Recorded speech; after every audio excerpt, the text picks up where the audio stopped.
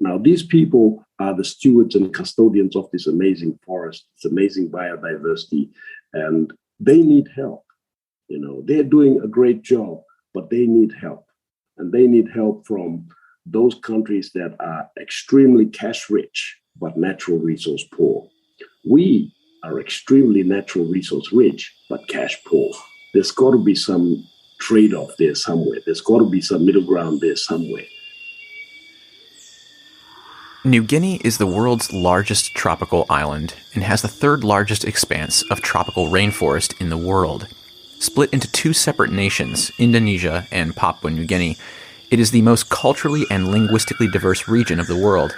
On top of the 13,000 endemic plant species that exist on the island, it is home to over 24 colorful birds of paradise, many of which, like the unique plant life, live nowhere else on the planet. Papua New Guinea, otherwise known as PNG, the nation on the eastern half of the island, has 850 different languages, each representing a different tribe. Unlike its western neighbor, PNG grants its indigenous and original inhabitants customary land rights. 97% of the land belongs to locals, but in reality, many locals have had their land taken by companies obtaining possession of it through legal loopholes, resulting in 11% forest loss in the nation over the past 26 years. However, activists and some politicians are pushing back. I'm Mike DiGirolamo, your host for Mongabay Explores, an episodic podcast series from Mongabay.com's global team, where I speak with experts, scientists, and activists from the field working to protect our natural world. Join me for episode 2 in our season featuring the island of New Guinea.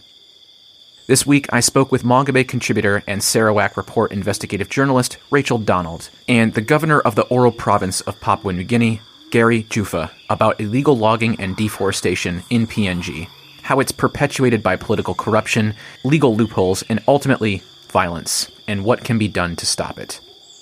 Since 2014, the nation of PNG has become the world's largest tropical timber exporter. In the last 30 years of the 20th century, PNG lost 24% of its forest to timber extraction. It's not just an environmental issue, but a human rights one for a nation which, on paper, grants customary rights to its original inhabitants, but in practice allows that land to be given away to logging companies and other extractives, leaving deforestation and upended communities in its wake. In a nutshell, Rachel Donald explains what has become an all-too-familiar situation. So my name is Rachel Donald. I'm an investigative journalist looking at climate corruption, both with Sarawak Report and Mongabay. Well, the problem that we're looking at is that Papua New Guinea is not keeping its customary land rights for its indigenous peoples, and it's not protecting its forests. Pretty much since the 1980s, there have been swathes of Malaysian and Chinese timber companies who are well practiced in deforesting other nations that have landed in Papua New Guinea and other Pacific islands and have just started destroying the third largest rainforest in the world and enslaving the indigenous peoples. We've seen footage of them locked up when they protest against what's happening to their lands and their forests. So the situation on the ground is terrible, both from a conservation perspective and from a human rights perspective. The government of Papua New Guinea has suffered from systemic and endemic corruption, often getting into bed with timber companies, with state-owned enterprises, foreign state-owned enterprises. So up until very recently, there have not been competent political leaders that can tackle the problem of bribery and land rights abuses and the vast destruction of the rainforest. In my questions to Rachel, I refer to this activity as illegal, and the problem is that much of this activity isn't, at least not when it's proposed. Many logging companies will promise indigenous communities substantial pay, roads, or infrastructure, and pitch their development to the government under the guise of agricultural development. By doing this, they obtain what's called an SABL, or a Special Agricultural Business Lease, which allows them to then develop on this land, promising an agricultural commodity that would benefit the local community. However, the reality is that much of the land gets deforested without any substantial benefit to the community, leaving them without their native forests or the ability to do anything with it. And the wood, is shipped out. Well, this is the thing. It's not quite illegal, and that's where the corruption comes in. So there were these, essentially, to develop the land in Papua New Guinea and therefore to develop the economy, there were these special land leases created that were to promote agricultural projects in the country. Because prior to that, if you wanted to get a timber license to log the rainforest, it was about, I think, a 34-step process that could take up to 4 years. So the government introduced these SABLs, as they're known, Special Agricultural Business Leases. And what that meant is people could put in a proposal to explain how they wanted to develop the land, whether it was for palm oil or for another commodity, and how that would benefit the people. And they would get access to customary land to do that on. And customary land is typically land that is that belongs to Indigenous communities.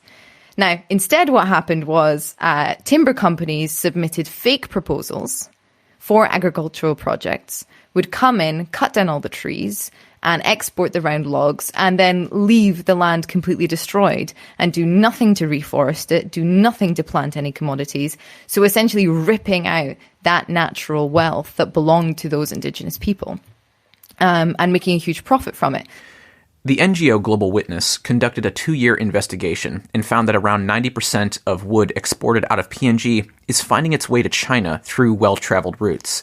And that in 2019 alone, about $620 million worth of wood came from these SABLs in Papua New Guinea. After arriving in China, it is exported out to other nations, such as the US and Australia. Back in 2017, Global Witness pinpointed companies in their report within the United States that were receiving illegally deforested wood, even though this trade is banned under the Lease Act. One would think that this type of unsustainable logging practice wouldn't stand for long, and there was an inquiry made by the PNG government to investigate the existing SABLs in 2011. In a report produced by Chatham House, it stated that the Parliamentary Commission of PNG found 90% of these SABLs were acquired through fraud or corruption, making them illegal. Now, why that goes hand in hand in corruption is that activists have been screaming about SABLs for decades now. There was an inquiry that started, I think, about 10 years ago. There was a special inquiry set up by the government. So essentially, none of the licenses have been cancelled and they're still in operation, despite the fact it's known that they are used and abused by timber companies. And I think that just shows hand in hand how political corruption ties in there. In total, 72 land leases were investigated. The majority of them were found to be illegal, and 2 of the commissioners recommended that these licenses be cancelled. Even the previous Prime Minister of Papua New Guinea, Peter O'Neill, made a still unfulfilled pledge to cancel these SABLs. Logging companies are particularly concentrated in Southeast Asia and have a history of exploiting indigenous territory in places like Malaysian Borneo through convincing or forcing communities to sign over their land. Rachel outlined some of the tactics they use to acquire land and keep it, including locking up locals if they protest. So this is a little known fact that it's Malaysia that are sort of the loggers of the world, and they are everywhere. There's a couple of the big 5, predominantly Sam Ling, that's one of them, and Rimbunan Hijau. They began in the state of Sarawak and essentially logged their home state to destruction, moved into the mainland of Malaysia, and then moved out into the Pacific Islands in the 80s. And now they're in Russia and Serbia, logging over there. They are some of the biggest logging companies in the world, and they are very well practiced at corrupt tactics in order to get their hands on land and take pieces of land away from the indigenous community who have been looking after it for thousands of years. In Papua New Guinea, 97% of the land is customarily owned by the communities there. And so often what that means is that everybody has to decide on a proposal. So if you want to lease out a piece of land, you have to get everybody to sign it. Now, these Malaysian companies were so well practiced at thieving from their own indigenous communities that they've come up with these special loopholes, essentially, where you can create a legal document that assigns all of those rights over to one person. And then you bribe that one person and you get their signature on the document. That, or they just move in anyway. They bully their way in. They break down blockades. They can say to people, hey, we're going to give you the profits from these lands, or we're going to give you a percentage of it, or we're going to reforest it for you afterwards. We're going to build schools. We're going to build churches. We're really here for your development, to develop your own economy. You just have to let us in and take the profits from your timber in order to be able to do that. And instead, what you see is these people essentially working in bondage. The footage that exists of New Guineans, Papua New Guineans, living in, what can only be described as camps, getting transported to work every day to earn a handful of kina, cutting down their own forest, cutting down their own home, because they're under threat, essentially, by these big players. Cutting down their own ability to grow their own food, etc. For those who refuse or for those who protest, they get locked up in shipping containers. And this isn't new. Former staff writer to Mongabay, Jeremy Hance, reported in 2012 on how the traditional landowners of the Pomino district in the East New Britain province said that Rimbunan Hijau, one of the logging companies that Rachel named earlier, had paid off the local police to essentially lock them in shipping containers for 3 nights. A local landowner who spoke on anonymity said that villagers were, quote, very scared to stand up and defend their land and speak their rights. The communities that want to protest against what is happening to their land, they often find themselves in grave physical danger.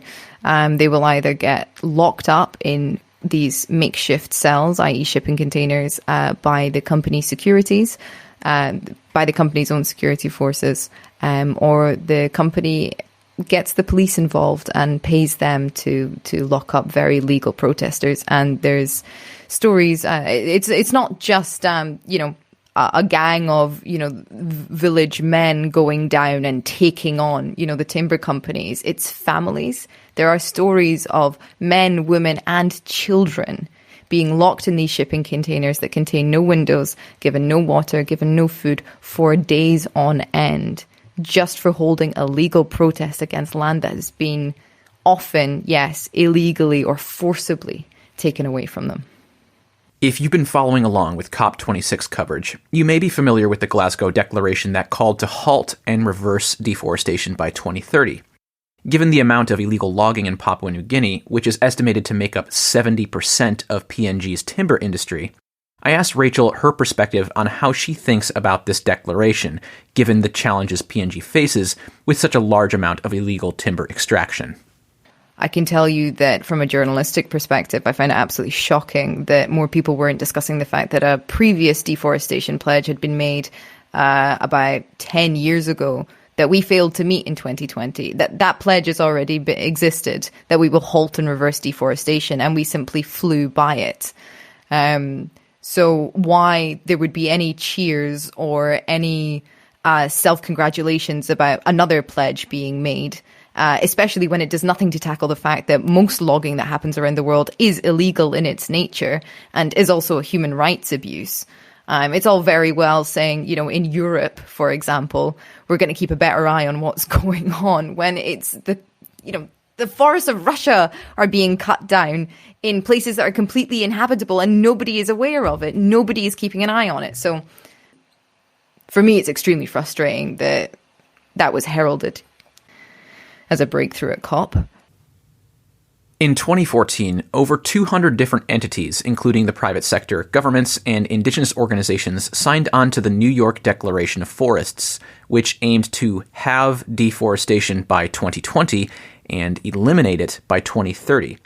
Suffice it to say that 2020 goal did not happen, and the most recent update on this declaration found that the goals the countries had agreed to weren't even included in their most recent climate declarations made this past year. PNG, for its part, did make a presence at COP26, including Gary Juffa, who expressed some tempered optimism that forests were even mentioned at all, but that ultimately words put into reality are what people are waiting for, tying the conversation into how the NGOs, activists, and politicians that are trying to stop illegal logging still aren't getting much help. Gary wants to see action, particularly from the biggest nations who were present at COP. For the first time, I hear, when I was at COP, I heard from those who have been attending. That was my first COP. I've never attended COP, so I don't know what they were like in the past, except from media releases and government reports.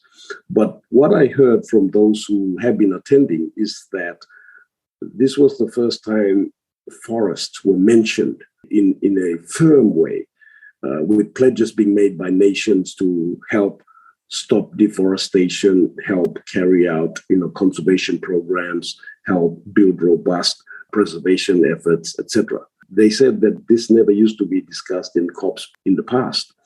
So that's good. That gives me hope. But again, those are pledges and discussions or words that are being promoted at a particular platform that sound good, feel good, but the reality is what we want to see. Will we see the reality? Will we see that translated into actual efforts to stop? For instance, in Papua New Guinea, these illegal loggers are still operating. They're running around illegally logging significant portions of our forests, and no one's stopping them, And the few people that are trying to stop them, the landowners, the NGOs, and one or two politicians such as myself, we aren't getting much help. No one's stepping up and saying, you know what, we're going to assist you with stopping this, what's going on. That's not happening. We have one or two international NGOs that do help, but we're talking about the major players at COP events, the big governments, big business. What are they doing to step up and assist? That they're not doing anything, really. During my interview with Gary, COVID-19 was brought up in conversation, and while our world is no stranger to the pandemic at this point, many people may not realize just how hard PNG has been hit. Gary spoke to the large family structure that Papua New Guineans typically have, and how it's quite hard not to know someone who has passed away from the virus.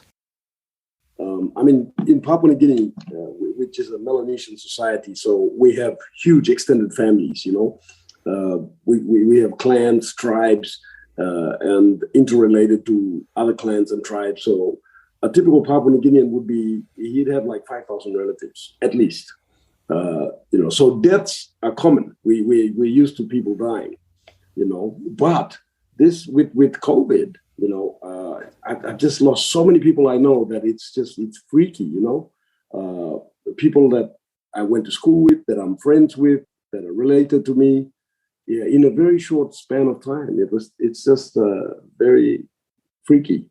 In his previous occupation as Commissioner of Customs in PNG, Gary got an inside glimpse into how transnational criminals operated.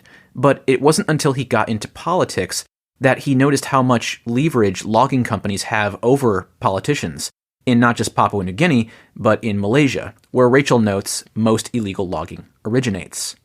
While working in customs, I started to get a lot of information about how things really were. And that's when I had my first glimpse into the world of transnational criminal organizations. And then I could see from accessing information how destructive they were to an economy, to a nation, and to a future of people.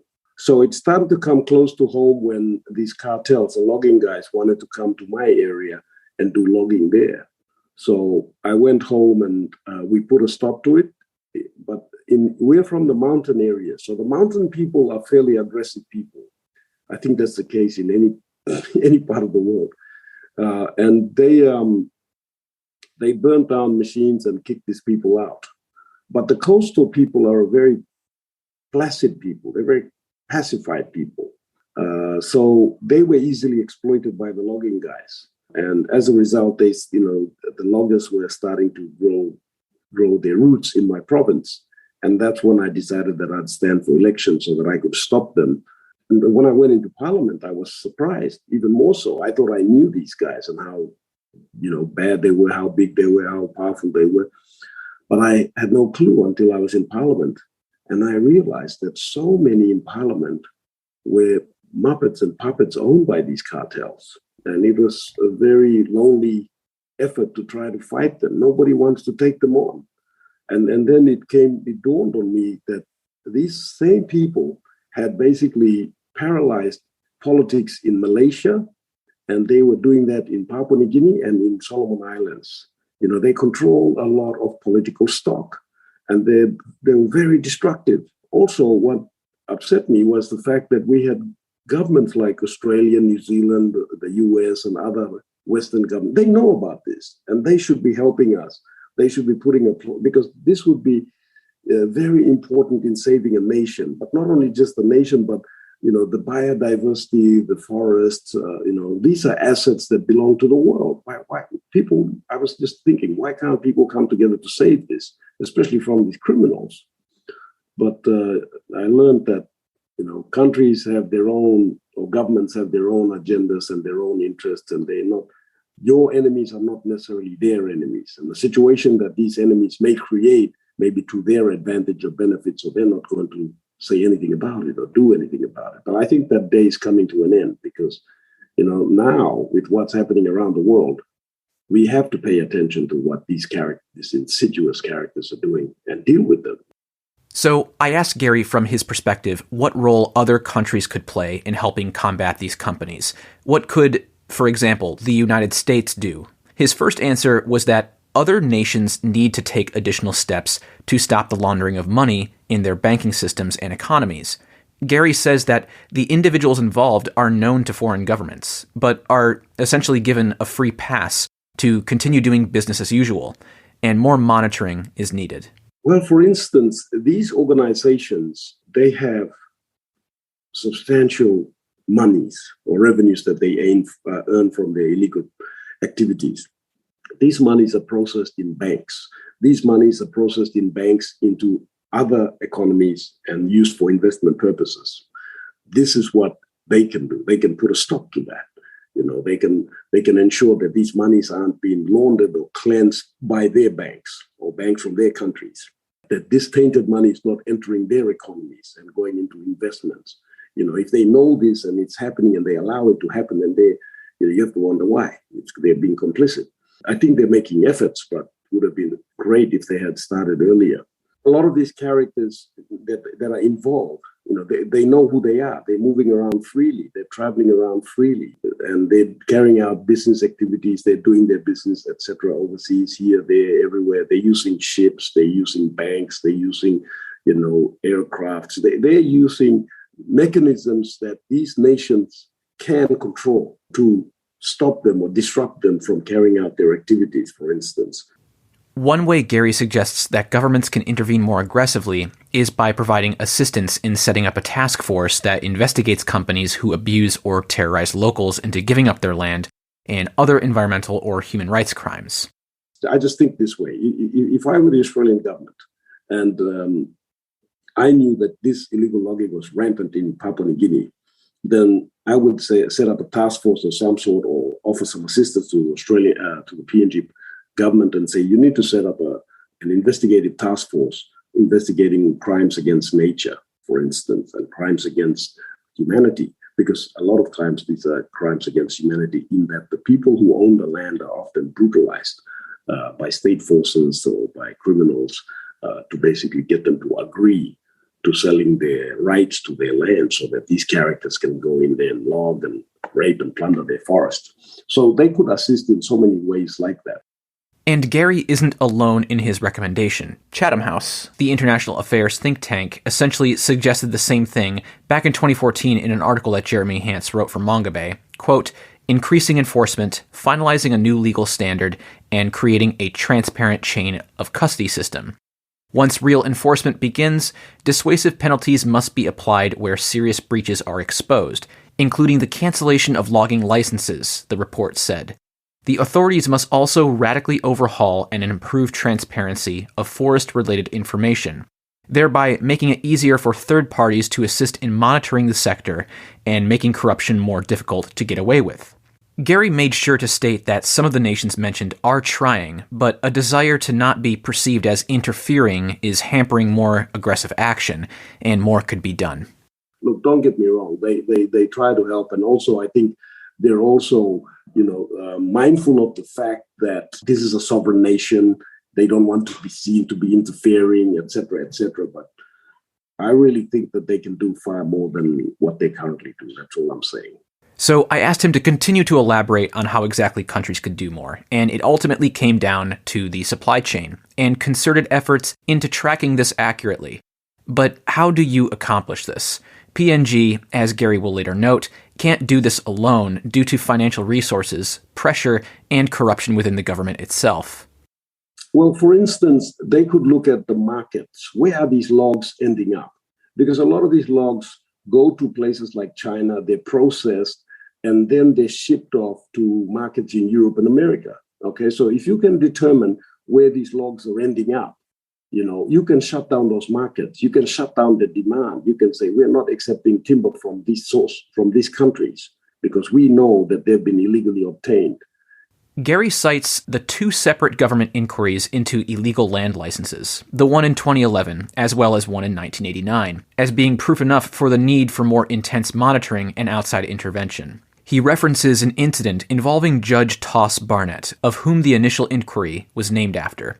In addition to him being stabbed, the fraud squad office was burnt to the ground. And after the second inquiry, which was mentioned earlier in this episode, the then Prime Minister of PNG was forced out of office in a political coup. Gary concludes that the logging companies basically have the power to change the government. The inquiries that we've had into illegal logging in Papua New Guinea, we had two major inquiries. One in 2011 and one in, I want to say, 89, thereabouts. There was what they call the Toss Barnett inquiry. Toss Barnett was a former judge. He was appointed to carry out an inquiring into the organized crime in the forestry sector. And what happened was quite interesting. Toss Barnett, the fraud squad office, the police fraud squad office, was burned to the ground. The forestry office was completely burgled. And Toss Barnett was stabbed in his house at Corbusier, and he had to be medevaced back to Australia. And his findings were very explicit. Nothing happened. Fast forward to 2011, there was another inquiry called the Special Agricultural Business Lease Inquiry, because these criminals had somehow concocted this idea of deforestation for the purposes of agriculture, and they convinced their political stock to pass legislation to allow this to happen. And then vast amounts of land were taken for the purposes of agriculture and transferred to these logging companies, and they just went on a massive rape and plunder exercise. Now, the SABL inquiry found that 97% of these efforts, or the SABL, Special Agricultural Business Leases, were illegal, which meant that all these logging activities were illegal. That inquiry never went anywhere. In fact, the Prime Minister who instigated that inquiry was removed from office in a political coup that took place. This time, that organization was no longer just a little criminal outfit. It had political stock, so it went from burning fraud squad offices and burglaring, the forestry office and stabbing a judge to changing a government. That's how much they had grown. So I asked Gary what his perception is of the current Prime Minister, James Marape, and his efforts to address the situation. Gary says he's on board with stopping illegal logging, but he wants alternatives. Even though logging exploits communities, for some provinces that want development on their land, they feel there is no choice other than the meager amount of money they earn from giving up their forest. That the Prime Minister is, firstly, he's an environmental scientist by background. That's his actual training. He graduated with a degree in environmental science. He wants to stop it, but he wants alternatives, because it's very difficult to stop this if there are no alternatives. That's his situation, or that's the position he's in. Because land is owned by tribal or traditional landowners. 97% of the land in Papua New Guinea is owned by tribes and clans, not by the state. So it's not easy for the state to just stop it, because the landowners, if they're manipulated by logging companies, they can say, well, we want this. And then it's easier for the syndicates to just manipulate that system and situation. Oil and gas is only in certain parts of Papua New Guinea, okay? We have 22 provinces. And of those 22 provinces, probably only 4 provinces have oil and gas, okay? The other provinces have to rely on, some have mining, and others have to rely on agriculture. And then others have forests. And the only way they feel that they can get some form of development is to cut their trees down and sell it. And, they sell it for very measly prices, but they feel that at least they're getting something for it. Gary highlighted something quite difficult to ignore and presents ethical questions on who or which country has a right to tell another country what to do with their land. It creates a dynamic where wealthier nations are asking Papua New Guineans to stop doing the very thing that they themselves have done to their own forests, which is to cut them down in the name of development.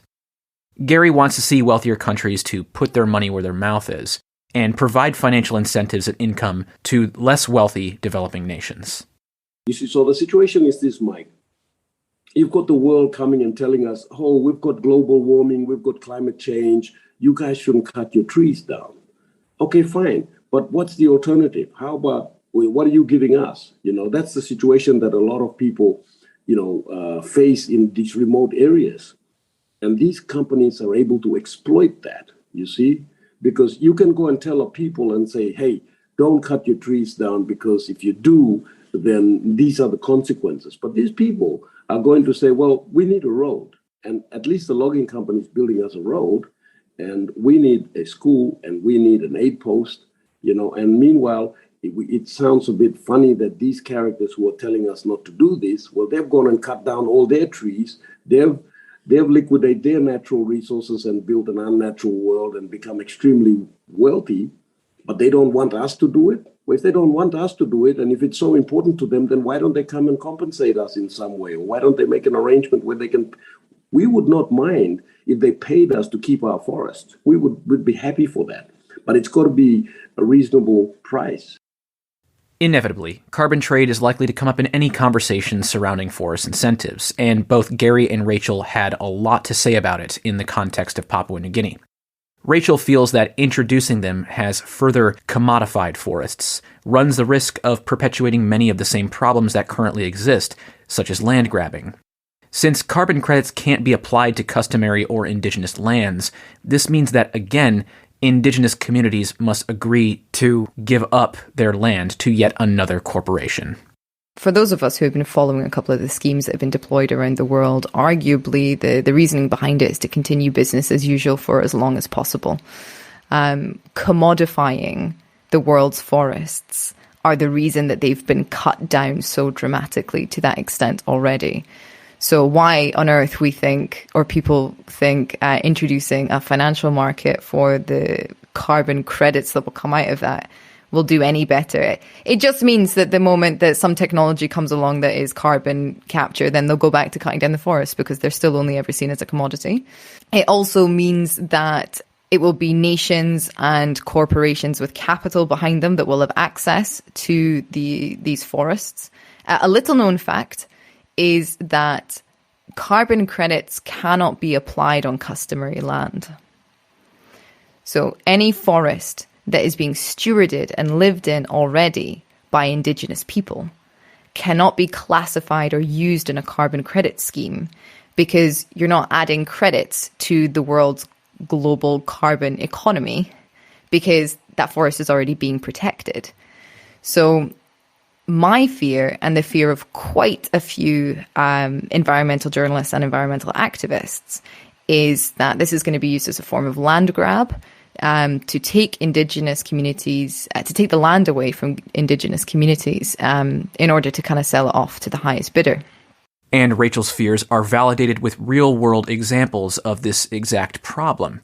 In Malaysian Borneo, the state of Sabah was signed up to a carbon scheme where 4.9 million acres of the forest is committed to market carbon for the next 1 to 200 years. This was done without giving indigenous communities any negotiation or consultation in the matter. Mongabay's John Cannon reported on this on November 9th. Now, what we've seen in Malaysia recently in the state of Sabah was that the vast majority of the state's forest reserves were signed up to a 100-year carbon credit lease. It was Mongabay that broke that story. Without any indigenous person, any indigenous community being brought into those negotiations and discussions. And as it turned out, the company that was behind the deal and the lease is a one-man band run out of a house in Perth, Australia.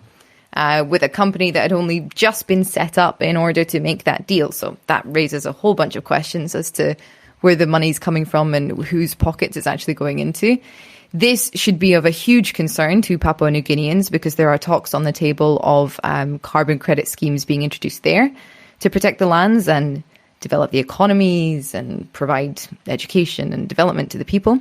The activists that I've spoken to, Peter Bossop and Eddie Payne, they have both expressed, Papua New Guinean activists, they have both expressed major concerns over carbon credit schemes because quite frankly, for most Papua New Guineans, the relationship that they have to the forest is perfect as is. They have everything they need. So credit schemes are essentially only an excuse for other nations and corporations and the big polluters of the world to continue polluting, which puts them at risk first and foremost. Gary finds the concept exciting, but like Rachel, feels it suffers from the same story of not actually providing a living income to the community whose forest is being used in the carbon market, leaving them no ability to actually use their land, and that if carbon markets are going to be set up, there needs to be a legal framework from a proper market, because as it stands, Gary says more money can be made from selling logs than from keeping the trees in the ground. People are excited about that possibility because naturally, I can tell you, Mike, nobody wants to cut their forests down. But communities feel that they've got their back to the wall, they've got no other choice, that if they want to see some form of development, if they want to have a road, if they want to have a bridge across this river that'll allow them to access medical services, if they can get a school so that their children can get a decent education and get out there and interact with the rest of the world, then their only option is to cut these trees down and sell it so they can make money, so they can do that. That's what they feel. Then you've got, organizations coming and say, hey, wait a minute, we've got this great idea about carbon trade. And this is very exciting stuff. They're like, wow, we can get paid to keep our forest. Now we're talking. But then you look at the prices, and the prices, they're not sufficient enough as an incentive, to counter illegal logging, okay? Say a carbon in the tree to be kept, you pay someone, the price now, the maximum price is $30, per atmospheric carbon unit, I believe it is. That's nothing compared to what he could get from cutting that same tree down and therefore selling his carbon to a logging company who can transport and take it away, How serious are they about these forests? That we hear, these are forests home to amazing biodiversity, pumping out oxygen, sequestering carbon. Okay, that's really important. We all understand that. But if the world is really serious about it, then the last remaining forest, they should be making a serious effort to put their money where their mouth is. Because if they don't, then these insidious characters, these loggers, will continue to come and just rape and plunder and get away with it.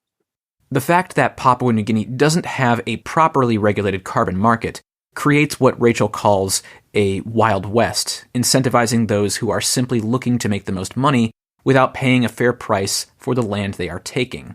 They're known as carbon cowboys. So it refers to cowboy capitalism, essentially the Wild West of whoever gets in first and lies and bullies and threatens their way into a market. These carbon cowboys are essentially, they're finance guys that see a new untapped market and simply want to make a profit. They're not that interested in conservation. They're not that interested in environmentalism. You want to tell me that corporations such as, I don't know, Danone or Shell, for God's sake, are suddenly climate conscious? The data's been around for decades. They're not climate conscious. It's just that they know that their own business model is going to become obsolete soon enough. Which would be ironic, considering that a study from May of 2020 published in Frontiers of Forests and Global Change concluded that even if we replanted as many trees as the Earth could hold, it still wouldn't be enough to offset all the carbon emissions the world produces. Well, carbon cowboys are, in my opinion, and it's not a phrase I coined, someone else coined it, I can't remember who it was, but it's very suitable. These are people who have taken advantage of the fact that Papua New Guinea does not have a properly regulated market. It doesn't even have a carbon market, but it doesn't have an industry and it's not a country where we have a appropriate laws in place to ensure that the people that are coming into the country and say who they are and they're legitimate, etc., that those laws don't exist at this stage. So anyone can come and, it's like in the old Wild West days, you had every quack going out and selling anything and saying they were doctors and this could cure whatever, because there was no proper regime in place to certify them, recognize them as doctors, etc.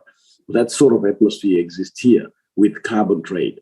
So you've got a lot of people who are coming in who are not, even connected to the carbon trade, but they see an opportunity to make money. They're brokering these arrangements and then they're taking it back to where their host countries are, let's say the US or European markets, etc.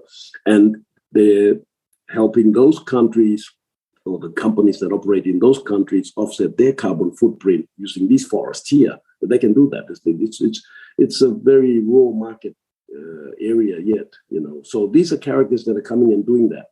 I mean, you've got, I think, the top carbon trade entities or experts in the world are Vera and Gold Standard, for example. And you would be dealing with those guys if you were involved in carbon trade. But these guys, they're like mercenaries. They're pretending to be agents for these characters, one coming and fooling landowners. For years, there has been no international standard for carbon markets. That changed at COP26, when an agreement was finally reached on international carbon trading rules, imposing transfer policies, and some language giving a nod to the human rights issues. However, PNG remains what's called a voluntary market. It's not used in any mandatory government offset scheme. Sweden has the highest priced carbon market, and it's nationally regulated and currently sits at $137 per metric ton, as opposed to PNG, which is around $30 per metric ton. And very little of this money is going back to the communities on which these projects sit. Oh, very little to nothing, It's a pittance, but, because the people are so excited about carbon trade, it's a new thing. They don't know anything about it. They don't even know what really carbon trade is, They don't know that their country doesn't have rules and laws to regulate that activity here. And there has to be like a screening mechanism with reputable individuals recruited for the purposes of and policies, laws, so that whoever comes in here claiming to be someone, they can be tested, on their claim. And are they legitimate? Are they genuine? Are they really connected to the organizations they say they're connected to? But we have to set standards. What are the standards that have to be met by people or organizations that claim to be involved in carbon trade? That needs to be done here. I asked Rachel what would be the primary benefit for the land of the indigenous communities that these schemes take, and she said only development from whatever amount of money is reinvested back into the community. But so far, she hasn't seen a standout example of it anywhere. The only benefit that there would be to indigenous people is that it would provide a revenue stream into a national economy, which could then be reinvested into the people for development.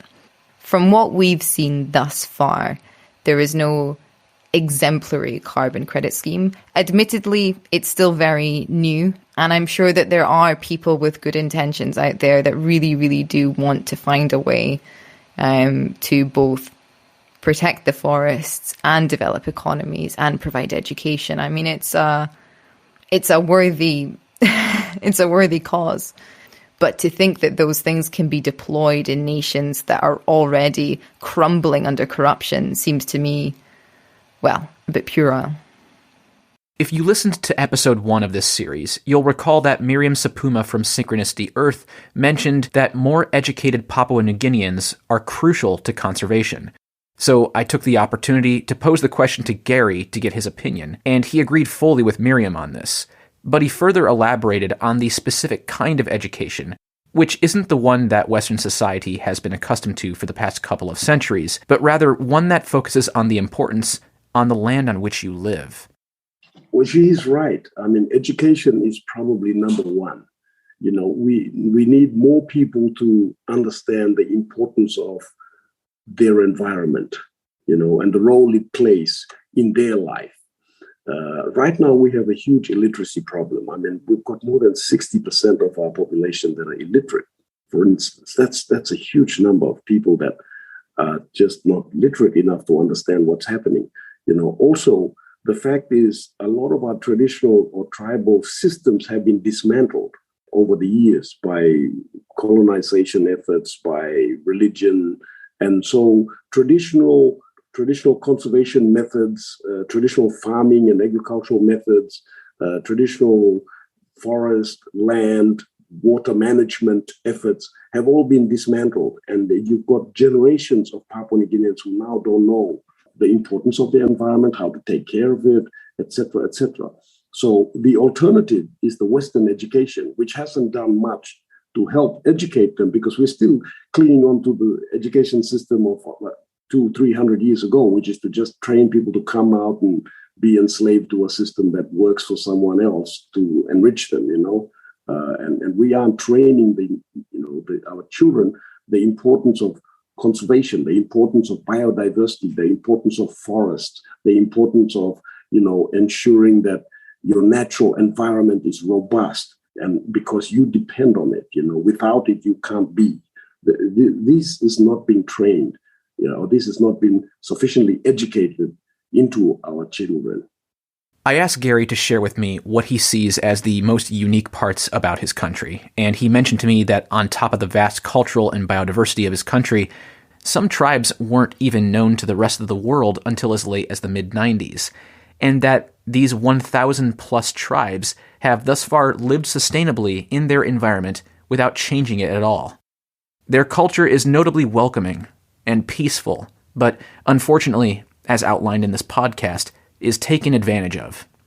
7% of the world's biodiversity is in Papua New Guinea alone, Then you've got all these endemic species of wildlife.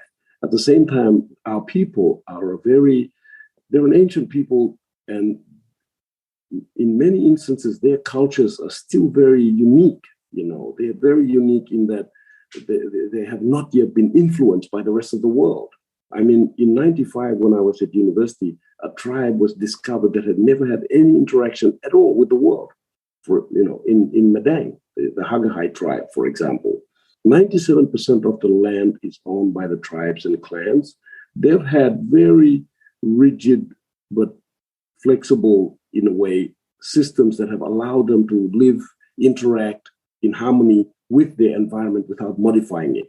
And they've had their political systems, economic systems that have existed for thousands of years. I mean, for instance, in the Cook Swamps in Western Highlands, horticulture commenced there at exactly the same time that it took place in the Fertile Crescent of the Middle East. Bananas were first cultivated here. Sugarcane was first discovered and cultivated here, and many other examples like this that make Papua New Guinea such a unique nation. It is also home to the world's tuna breeding grounds. This is where the tuna breed. I mean, there's so many other reasons I could give you, but I love my country. I love my people. They're a very innocent people. They're a very welcoming people. They're a very pacific people. Unfortunately, this is taken advantage of by a number of ruthless individuals, organizations that come in and realize that a people like this can be easily exploited, that a people like this can be easily manipulated and taken advantage of. Now, these people are the stewards and custodians of this amazing forest, this amazing biodiversity, and they need help. They're doing a great job, but they need help. And they need help from those countries that are extremely cash rich, but natural resource poor. We are extremely natural resource rich, but cash poor.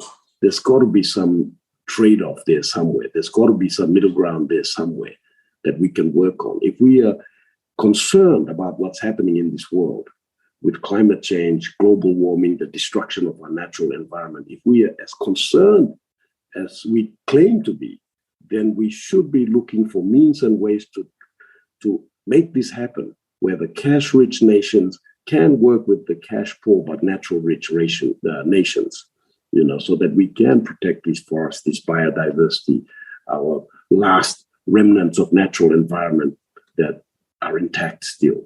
While Rachel mentions she's never been to PNG, she has spoken at length with locals, and when I asked her what they loved the most about the land they call home, the answer was the forest.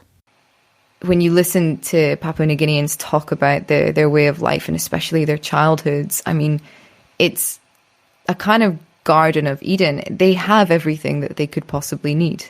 They have all the access to fruit. They have this incredibly symbiotic relationship with their forests. It makes up such a huge part of their culture, of their language. You know, in Papua New Guinea, they name their forests, and every indigenous clan has a different language. So all of these different pockets of forests all over the country have these hundreds and hundreds of names, and they're personified. It's not like we refer to the Amazon forest. It's not that. Like these forests are a part of their communities, and the relationship that they have with them is very special, and it needs to be protected. Gary made a distinct call to action for wealthier nations, who say they are concerned about deforestation and climate change, to match their words with action. To not just help PNG, but also NGOs working to stop illegal logging. And in his closing, he also thanked Mongabay. See, Mike, Papua New Guinea needs help in the sense that the traditional landowners, who are the custodians and stewards of this natural environment, they under attack by these large criminal cartels and forces that take advantage of a very lax or weak government system or systems in place, systems that they can easily pervert or manipulate.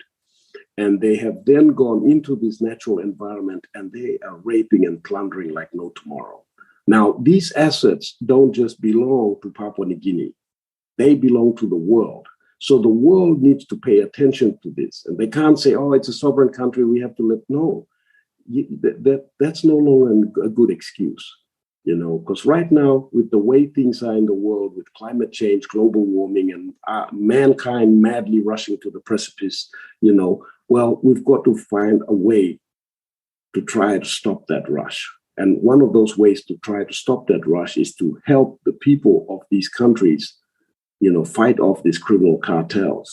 That's what I'm saying. And there are people like myself and a few other CSOs, NGOs, what have you, that are out there really trying their best, and they need help. They need help. If we don't do this, we're going to lose the third largest rainforest.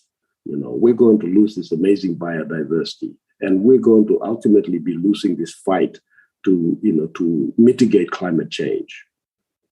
And Mike, thank you and all the team at Mongabay. You guys are doing a great job, and it gives me hope that we have organizations such as yours and individuals such as you and others out there doing this. It really does, and I'm grateful. Thank you. Thanks to both Rachel and Gary for contributing to this episode. Please stay tuned as we continue to uncover the one-of-a-kind species and biodiversity of the island of New Guinea, the challenges and issues that threaten it, and the people, solutions, and organizations working to protect it. Mongabay Explores is an ongoing podcast series diving into environmental stories from around the globe. Be sure to check out episode 1 of this season, which provides an overview of the island's vast biodiversity and history. The podcast introduction and soundscape is from the Adalbert Mountains in Papua New Guinea. Credit to the communities of Musiamunat, Ivera, and Irorame, the Nature Conservancy, and Zuzana Buravalova. Birds identified are listed in the show notes. If you enjoyed this show, please tell a friend. That's the best way to help expand our reach and keep growing. Subscribe to Mongabay Explores wherever you get podcasts. You can now also find us on Apple channels under Mongabay Podcasts, where you can both hear this show and our flagship podcast, the Mongabay Newscast, hosted by my colleague, Mike Garecki. Special projects like this are made possible by our Patreon supporters, so please consider becoming a monthly sponsor via our Patreon page at patreon.com/Mongabay. Just $1 per month will help us offset the production costs and hosting fees. Keep up with all of Mongabay's news from Nature's Frontline at mongabay.com, or get updates via Twitter, Facebook, Instagram, and TikTok, where our handle is @Mongabay. Thank you once again, and we'll be back soon with another episode of Mongabay Explores.